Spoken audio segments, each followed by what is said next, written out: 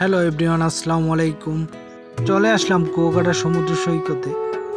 আজকে আপনাদের সামনে শেয়ার করব বিশাল সমুদ্র সৈকত এবং তারই তীরে অবস্থানগত অপরূপ সুন্দর ঝাউবন।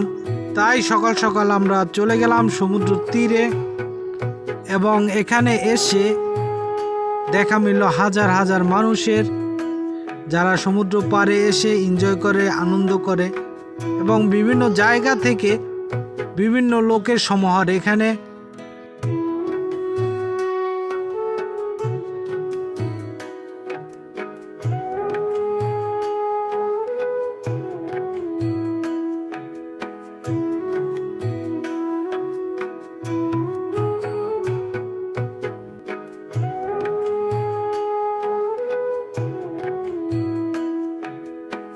বন্ধুরা, কুয়াকাটা সমুদ্র সৈকত এমন একটা সমুদ্র যেখানে পৃথিবীর একটিমাত্র জায়গায় সূর্য অস্ত এবং সূর্য উদয় দেখা যায়।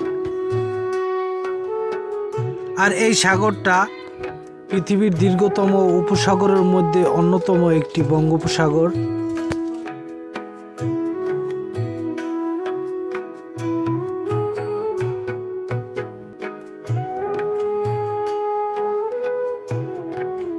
বন্ধুরা, কুয়াকাটা সমুদ্র সৈকত দেখতে দেখতে আমরা চলে আসলাম কুয়াকাটা সাগর তীরে অবস্থিত সেই বিখ্যাত ঝাউবন, যেটা কুয়াকাটা জাতীয় উদ্যান নামে পরিচিত।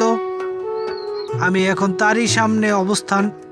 দুঃখের জনক বিষয় এই যে এখানে এসে আসলে কিছুই দেখতে পারলাম না, কারণ বিষয়টা এখানে প্রচুর পরিমাণ ঝড় হয়, আর যখন ঝড় হয় সব এলোমেলো করে দেয়।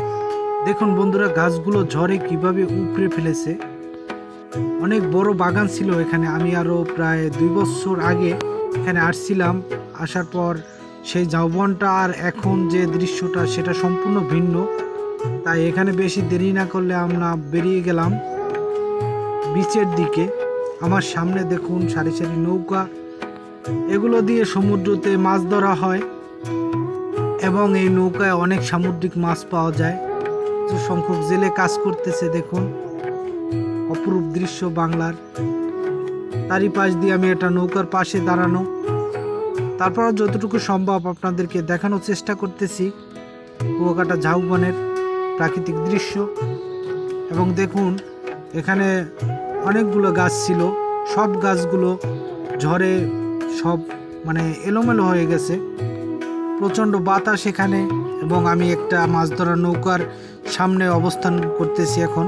নৌকাটা বেশ বড় ছিল এবং অনেক প্রশস্ত।